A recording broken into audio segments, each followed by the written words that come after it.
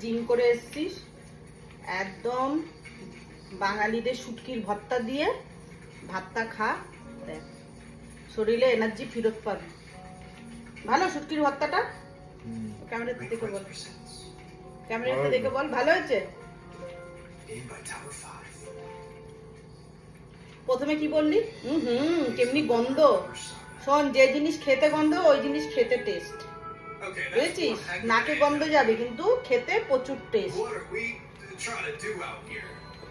এটা হচ্ছে শুটকির ভর্তা, চিংড়ি শুটকির ভর্তা, তোর মা বানিয়েছে।